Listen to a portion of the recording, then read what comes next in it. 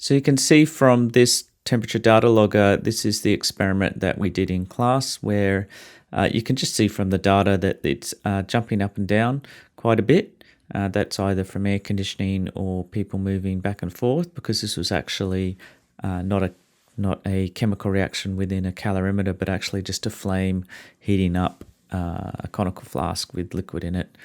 And so there's quite a lot of temperature loss there, and it's quite easy for it to jump up and down. Because it wasn't insulated either, you can see that it is an exponential cooling curve, which is quite normal if it's not insulated, instead of a nice gradual line. So the line of best fit isn't awesome.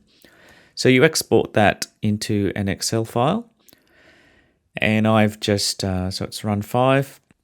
I've just tidied up the columns, and then you grab that data and insert a scatter graph, and I just copy the column headings over to the X and Y axis. And then I go over here and I play around with the axes, just so that the graph fits the line of the data points fit the entire graph. Just delete out the things I don't need, and try and work out where the highest temperature point is. So that's at 80 seconds. And so what we do there is we click on one data point, we press select data. So then we click on add. I'll call that cooling. And so we click on, we highlight the X bit, delete out the Y bit, highlight the Y bit, and that separates the data out into a separate section. So once we do that, we can then click on a data point.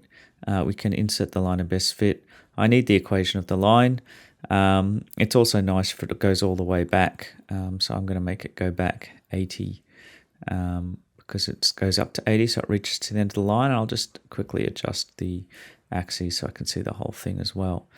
Okay, and so here we have the graph showing you that what the cooling rate is. As I said, it should be a nice, good line of best fit if it's in a calorimeter, but because it was not in a calorimeter with insulation, it is exponential.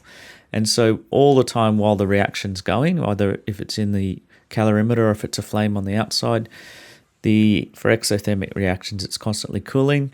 For endothermic reactions, it's constantly heating up. So the temperature, if you're just using a thermometer, you won't know what the true temperature change is. So you need a temperature data logger to see what the temperature is actually doing. And you can hear the kookaburras outside. So we're definitely in Australia here, aren't we? So the true temperature change is what it would have reached if there was not any cooling, or endothermic if there was not any heating from the room. And so you can see it happens at about 25 there, so that will give you a reading around 37, and it is not going to be the highest temperature point, which is about 35 or something.